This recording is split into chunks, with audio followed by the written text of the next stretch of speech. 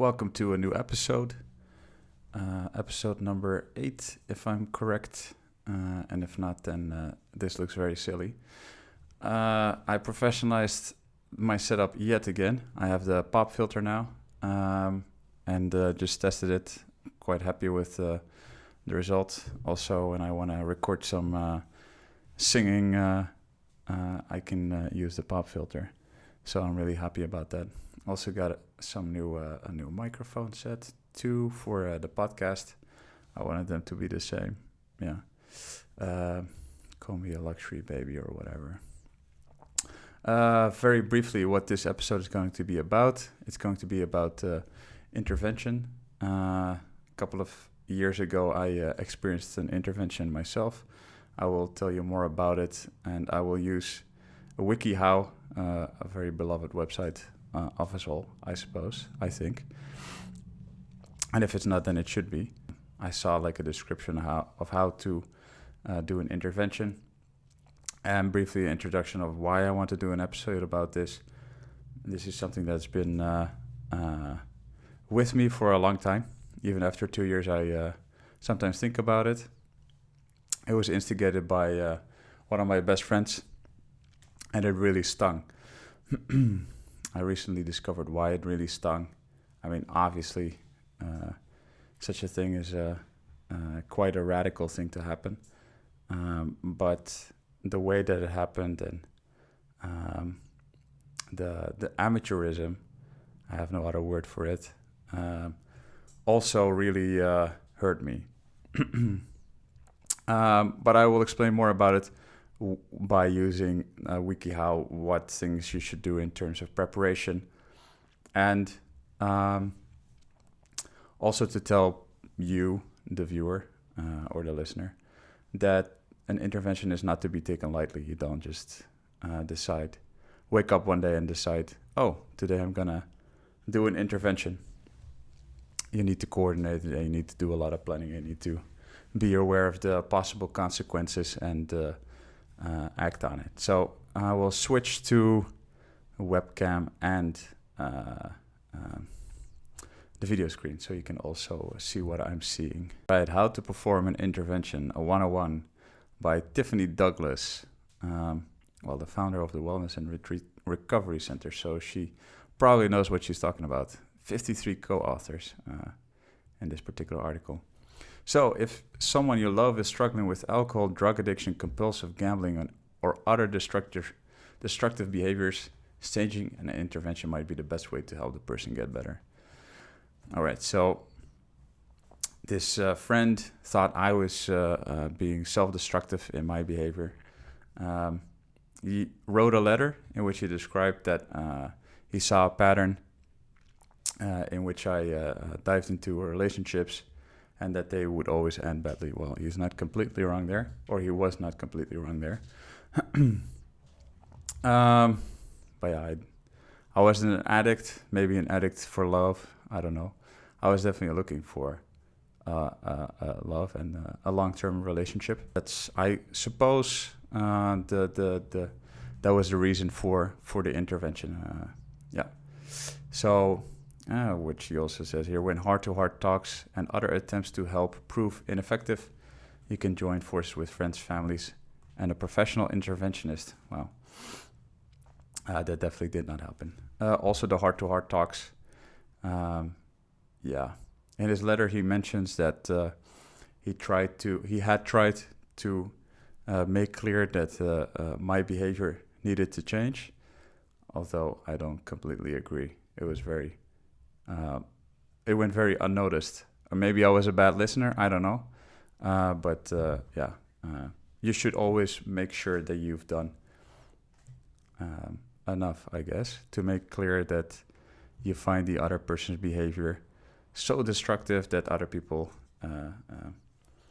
suffer because of it. And then you find people close to that person, I suppose. Wait, maybe I'm running ahead already. Let's keep it structured, all right? So planning the intervention. The first step is consult with a professional. To ensure the best chances for success, you should consult with someone who has experience helping addicts and conducting interventions. A professional interventionist will be able to guide you and other family members through the process, increasing chances that the intervention will be successful. Wow. I did not, before reading this, I did not know that this is actually a profession. I suppose that would be a very interesting profession, actually. Interventionist. Almost sounds like a magician, illusionist, and interventionist. Well, maybe it is magic what they do. I don't know. Well, there was definitely not a professional consulted. No one was consulted, actually, except, I guess, his wife. Definitely not a professional when it comes to this particular point. I mean, nothing against her, not at least in this particular point or this particular thing. But not a professional in interventionist. Then you form an intervention team. And this should be composed of 5 or 6 people the person in question is close to and respects. My family, for instance, or other friends, siblings, trusted relatives, and best friends are likely candidates. Well, it's funny that this is mentioned here because also a guide of how to not do it. So here we have, and you see how WikiHow describes to do it, and I experienced firsthand how not to do it. So I think it's interesting to make that contrast. So it's funny that this is mentioned that the person's siblings, I have 3, are likely candidates. My oldest sister is a psychologist. She would have been a good candidate. I'm very close to both my brothers. Maybe a little bit. I spend a little bit more time with Siem, the one in the middle, and he met him a week before the intervention because he was almost done with his PhD, which was always the case, or not, or he wanted to change careers. And my brother is studied neuroscience or biology, and then went to data science. So this was potentially interesting as a career change for him as well. But they didn't talk about it. I asked my brother afterwards, after the intervention happened. I was like, hey, you met up with him. Did you by any chance discuss this? No, this was not discussed. Which feels really, fucked up to both me and my brother. Like, oh yeah, I'm going to plan an intervention, but I want this knowledge and information from his younger brother first, before. I want to secure that information. So I plan to meet his younger brother before I do the intervention, because God knows what's going to happen at the intervention. Maybe he won't like me anymore. Yeah. Guess what? So, yeah. None of those were formed as an intervention team. There was one friend there at the intervention, but she didn't seem to be completely on board with it. So, yeah, that's not really, they didn't really form a team. The only people the person doesn't like or trust. Yeah, no, that's not applicable here. The person you're trying to help could end up becoming upset and living instead of being receptive to getting help. Oh yeah, I definitely got upset. Don't invite people who might disrupt the intervention. No, that is also not the case. I mean, there were just 2 people. And if you think a certain person should be there, but he or she might disrupt the intervention, have him or her write a letter. Also not applicable to my situation. But yeah, these are important things to take into account. I will, of course, also share the link to this particular wiki in the description below. And while you're at it, don't forget to like and subscribe this video. Like this video and subscribe to my channel, to be precise. All right, find the right treatment plan. The treatment plan you put forward is a central part of what makes interventions effective. Just telling the person that you think there's a problem isn't going to be enough to help him or her stop the addiction or destructive behavior in this particular case. Laying out a well-researched treatment plan, the person can begin right away is better than just saying, you need to get treatment, which is which is exactly what happened. You need to get treatment is what I heard. So after my experiences in the violent relationship, and with there being no trust in the relationship after, I decided to look for a therapist. About the process, I will make another vlog because I think it's interesting and people can learn a lot from it, because it's not like clean cut, it's not cookie cutter stuff. There's an approach, and I can tell you how I did it, so it might help you. So my friend said during the intervention towards the end, like, yeah, if you don't look for a recognized therapist, we won't be friends anymore. Okay. So I wasn't going to look for another recognized therapist because I already went to one. And we both decided, as you, I guess, do together with a therapist at some point, decide that there's no need for further treatment, no more talking. And this was all it was. I was talking to this older guy with 30 years of being a therapist in the army, after becoming a independent therapist. Like, this guy had a lot of knowledge. He helped me a shit ton to dig deep and understand things about myself. I just needed a little help with, and really get me back on my feet and move on.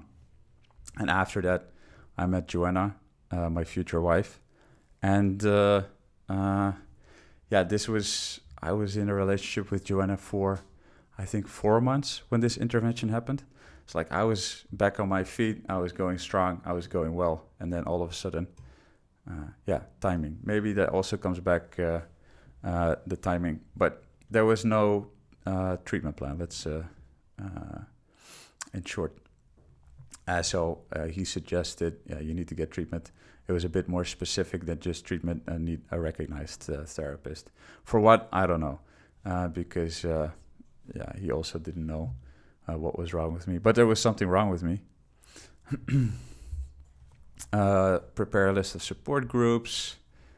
No, that was not offered. Have a plan in place for making sure the person physically gets to the treatment facility. Oh yeah, if it's an inpatient facility, okay. I guess not necessary. If you want to intervene in a situation where someone is really destructive, or where someone is the victim of domestic violence, I suppose you could also plan an intervention. Now that I come to think of it. Because if the person is in that situation and is able in some sort of way to get out, or you can offer a way to get out of it, it would also be a good idea, I guess, to come up with a plan, maybe even get an interventionist from a recognized organization. I don't know if Blijfgroep that offers that, for instance, but there must be some sort of representative from an organization who you would be able to call. There's social workers, and then there's a plan. People can be find temporary housing, and there's all kinds of things that you can do. But just to be clear, there was no intervention during the time that I was domestically abused. On the contrary. Decide on consequences to put forward. And I say on the contrary, meaning that this person and his wife started to pick fights with my aggressive girlfriend. And starting beef with the abusive partner is not necessarily a way to make an intervention in any way. You're not helping the person who's being abused. Like, that's the opposite. You're making it harder. Because they have to choose between between the two. And then all of a sudden it's becomes something of a loyalty question. And that's not what anyone needs, I think. But especially when you're in such a difficult position, then you have to choose. Yeah, of course you're gonna choose the person that you love and that you're loyal to, which is both. Like you're loyal to your friends and you love them as well. I guess otherwise they're not your friends really. But yeah, having to choose, come on. So yeah, back then I had the feeling I had to choose and had to try and create a bridge, which I managed to do. And then again, but after the intervention, I didn't really feel like building a bridge anymore. So decide on consequences to put forward. Each person involved in the intervention should put forward consequences that will be put into place if the person refuses the treatment plan. So he was very straightforward. He said, like, if you don't do as I say, then we are not friends anymore. And I guess, yeah, that's sort of emotional blackmail, which is, I guess, in line with deciding on the consequences to put forward. Although, yeah, it doesn't have to be emotional, I guess. You will not say, like, oh, yeah, I won't be your friend anymore. But I think they do, consider legal consequences as well. For example, it's the one above. For those closest to the person, the consequence might be getting a divorce or to change the relationship in another way, right? So there might be a break. There might be some real life-changing consequences attached to the person not being receptive to the intervention. I understand that with addictive behavior. Otherwise, you are, for instance, facilitating their bad behavior. If you keep on acting like nothing is the matter, then this person is going to act like nothing is the matter and everything is normal. So, yeah, I understand. No more rescues. Well, there's never been a rescue, really. I mean, I've cried on the couch of that particular friend after a relationship ended. Doesn't matter which one. And yeah, there was not really a rescue. I mean, that's what you do, right? If you go through something you don't like a breakup, you look for your friends and then you show your emotions. At least it's what you should do. And then they say, "Oh no, it's gonna be all right," or something like that. But they shouldn't keep it at the back of their mind and like, hey, later on I'm gonna use it against you and write it in a letter, and then emotionally blackmail you. No, that's not what you should do. Choose a location and time. Once the intervention has been planned out, settle on a date and time when everyone can be there. Well, yeah. Pick a private place where the person feels comfortable, like a loved one's home. Okay, so we were at his house. And everybody should understand the gravity of the situation. Okay, yeah, I arrived there together with this other friend who was also invited for the intervention. Have a rehearsal. I can't say if there was a rehearsal. But yeah, I can imagine that that's very important. If you want to stick to whatever your plan is. The professional interventionist makes an appearance as well to guide the session and see if you can schedule a rehearsal with everyone present. I think that's a lot of commitment if you need how many people again? Oh, 5 or 6 people. Sorry, it did. 5 or 6 people. Yeah. Then you need to get them all together twice. And I don't know about you guys' life, but here in the Netherlands, it's difficult to get people together, let alone twice. Invite the person to the meeting without telling them what it is. Well, that's for sure. That one you can tick off. If you tell the person what's going on, chances are they're not going to come. I would have definitely not come if I had known what kind of torrent of bullshit I would get over my head. And it was completely necessary. You could have just said like, hey, I don't want to be your friend anymore. And then, I would have said, okay, that's really weird. I would like to have some more information. But that's basically what it came down to. Come up with a plan for having a person go to the meeting spot without being clued into what's going on. You could tell the person to come to your house for dinner, which is what happened. I would recommend, if you do that and you ask someone to come over for dinner, to actually give the person dinner. Because I came to the friend's house and there was no dinner. And it was around dinner time, which is 6 o'clock sharp here in the Netherlands. And there was no dinner. And I was prepared for dinner, so I was hungry. And instead of getting food, I got bullshit. And a whole letter with things that I've been doing wrong, apparently. And so I was really hungry, and I can get a little bit hangry. And definitely if food is being replaced with some sort of lecture, then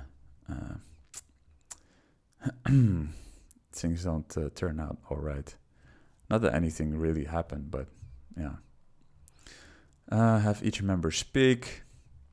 So, following the rehearsed format. Well, there was no rehearsed format. If a professional interventionist is involved, he or she can act as the leader of the meeting and call on people to speak. There was none. Give each family member or friend a chance to say how the person's actions have personally affected their lives and how much they love the person and want things to get better. So this guy read a letter, then this other friend did not prepare a letter because she didn't want to. Also, perhaps because she got a letter a couple of years before, basically also saying that she needs to change her ways, otherwise we won't be friends anymore. Blah, blah, blah. While yelling or acting angry and confrontational is not advised. Well, he asked me, so he said like, okay, I'm going to read this letter. I want you to listen very carefully. And I don't want you to respond on the spot. I was like, okay, that's quite something to ask. Because you're throwing a lot of accusations at me and then I'm not supposed to defend myself or something. So I didn't. I immediately responded. After which he just repeated what he said. The same thing. He just repeated the same thing. Okay, people should keep these feelings to themselves for the sake of having a successful intervention. So he kept on repeating the same thing. And he got angry. I could see, like, he got frustrated because I was responding and he didn't want me to respond. I'm not a robot. Of course I'm going to respond. He didn't seem sad. He just seemed frustrated and angry. I mean, why? Why so angry? I don't know. As a consequence, also because I didn't get any food, I also got a little angry. But before the situation really escalated, I was like, okay, I'm going to go. And then this other friend came with me and we had some roti. That was nice, but I was baffled, so to say. Present the treatment plan. Well, the treatment plan consisted of 2 lines, namely, go see a recognized therapist. That's actually 1 line. After everyone has spoken, the leader of the group or the interventionist should present the treatment plan to the person. Make it clear that the treatment plan has been thoroughly researched and recommended by experts. Not the case, of course. And say that everyone believes it's the person's best bet for getting better. Ask the person to make an immediate decision to accept the plan. Discuss what will happen if the option isn't taken. It should be made clear that if the option isn't taken, there will be consequences. Be ready for the person to express anger, start crying, or even laugh. Stress the seriousness of the situation and don't back down. Well, he definitely didn't back down. He stuck to the letter. And the meeting with concrete next steps.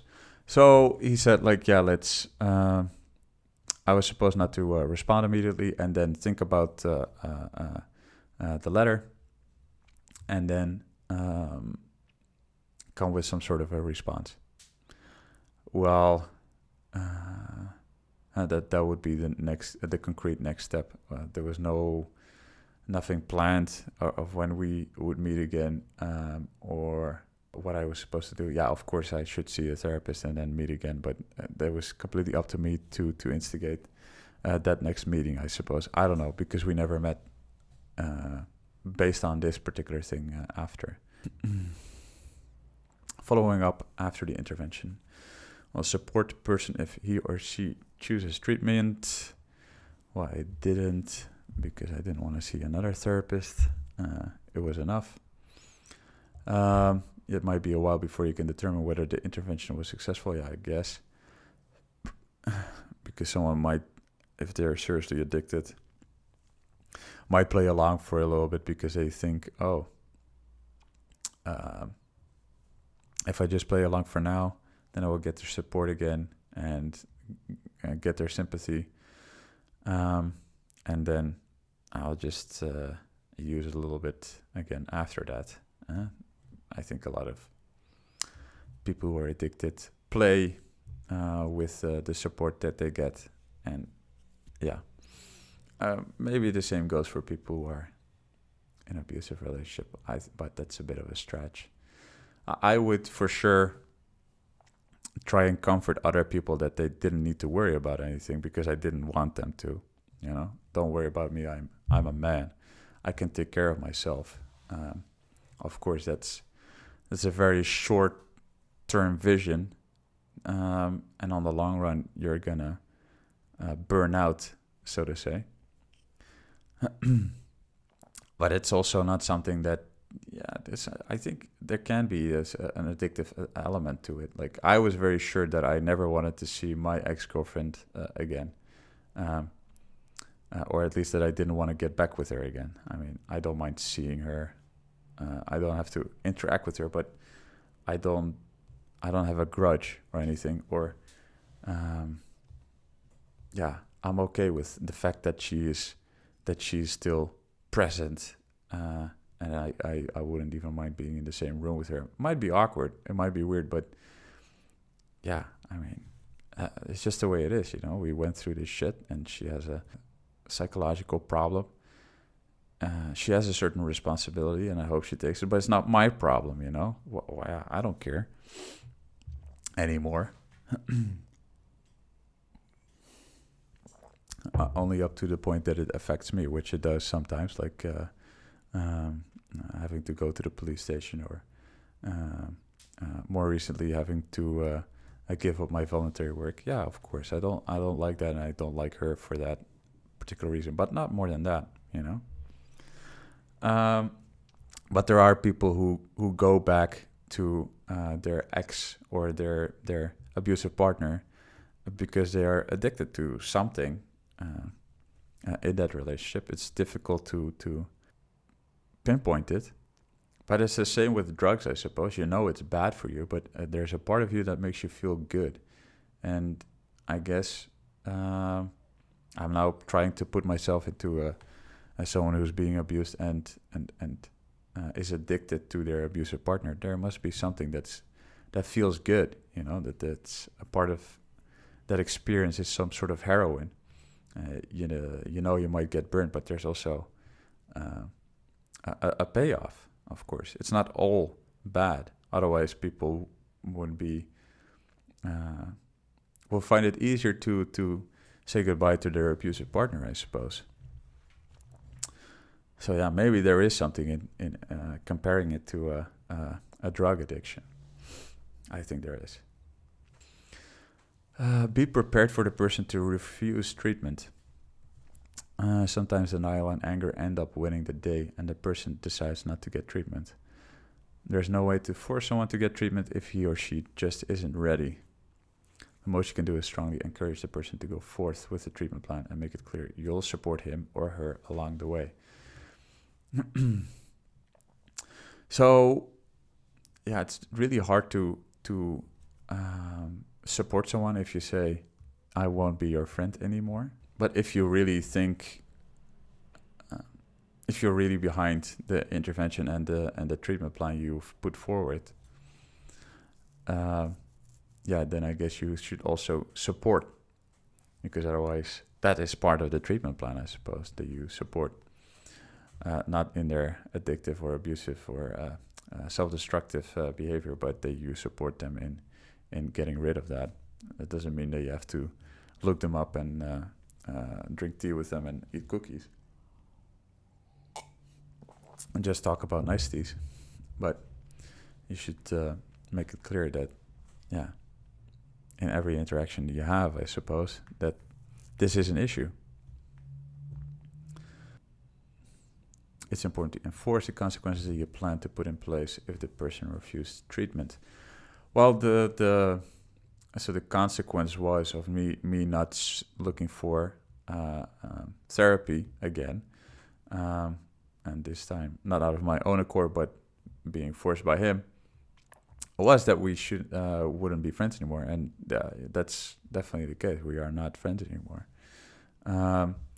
So I would not suggest using that particular approach. And again, what I said in the beginning, I would seriously very much think a lot about a possible intervention before you do it. And definitely also ask people surrounding this person. It might just be that it's your perception and it's your perspective. It could be that it's just something individual between you and this other person. And then if that's the case, then you should maybe look at what your role is in all that, you know. It's funny, I have a very good relationship with my mother. I have to admit, like, we could talk about emotional things, and I'm very, very grateful for that. I'm very happy about it. And it's also something that I invested in a lot myself. So it didn't just come falling from the sky, even though it's a gift. And the first thing she told me after I told her what had happened, which my mom is the first person I call when these type of things occur, is that this friend or supposed friend should look into themselves, and that I shouldn't be introspective about this whole thing, but that he should be. She said it in a less nice way, I guess. But thank you, Mom. That meant a lot.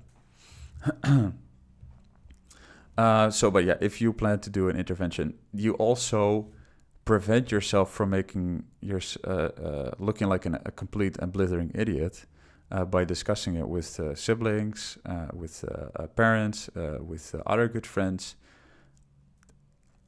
and say, I have this particular perception, I have this idea that person X is addicted, or that he is or she is self-destructive in some sort of way, and do you agree, and do you want to do something about it? I think those are two very important questions. And if the one of those questions are answered with no, then you probably shouldn't do anything. At least not in terms of an intervention. You can always, not ghost someone, but you can talk to them and say, like, hey, I cannot be friends with you anymore because I don't feel comfortable anymore. But do it in a face-to-face conversation without writing a fucking letter about it. Be a man. That's a reference to Boston Be a Man, so I don't really believe in manning up or anything. Anyway, this is lasted long enough. It was great fun. I like this particular setup with the camera and the page. Let me know what you think. Bye.